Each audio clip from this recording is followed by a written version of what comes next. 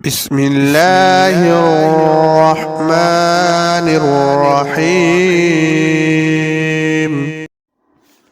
بادشاہ گشتاسب کا ایک وزیر تھا اور اس کا نام راس پروش تھا، اور اس نام کی وجہ سے بادشاہ اس کو پرہیزگار اور نیکوکار خیال کرتا تھا۔ وہ وزیر کی برائی کے بارے میں کسی کی بات نہیں سنتا تھا اور واقعہ میں وزیر میں صلاحیت نہ تھی۔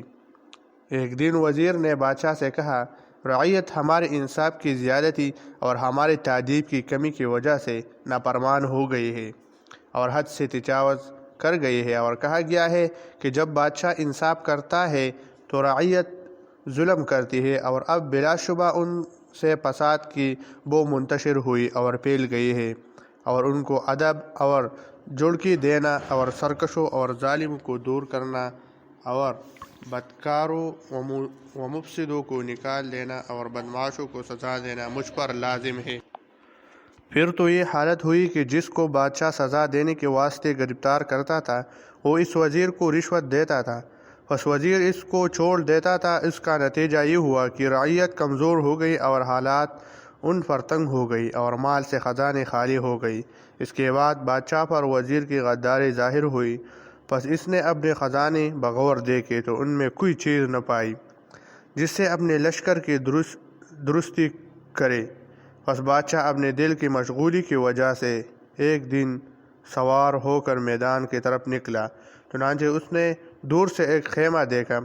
جب اس کے اندر گیا تو اس نے بکریوں کو سوتی ہوئی اور ایک کتے کو سولی دیا ہوا دیکھا۔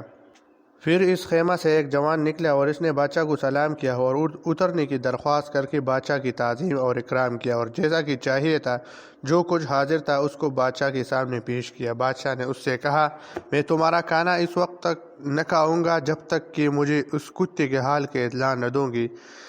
یہ سن کر اس جوان نے کہا، یہ کتا میری بکریوں پر امین تھا۔ پس اس نے بیڑی کی مادہ سے دوستی کی اور اس کے ساتھ سونے اور اٹھنے لگا، اور وہ مادہ گرگ کر ہر روز آنے لگی اور بکریوں سے ایک بکری روزانہ چرانے لگی، اور میں اس کو نہ جانتا تھا۔ جب میں نے بکریوں کے حال میں غور کیا تو یہ دیکھا کہ ہر روز وہ کم ہوتی جاتی ہے۔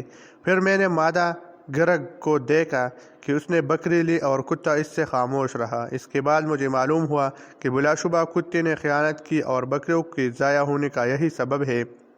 پس میں نے کتے کو پکڑا اور اس کو سولی دے دی۔ جب بادشاہ نے اس سے یہ سنا تو اپنی جی میں غور کیا کہ ہماری رعایا ہماری بکریاں ہے، لہذا ہم پر واجب ہے کہ ہم رعایا سے دریافت کریں تاکہ مجھ کو ان کی پوری حقیقت حال معلوم ہو جائے۔ اس کے بعد بادشاہ اپنے مکان پر واپس آیا اور غور و فکر کرنے لگا، پس اس کو یہ معلوم ہوا کہ یہ خرابی وزیر کی برائی کی وجہ سے ہے۔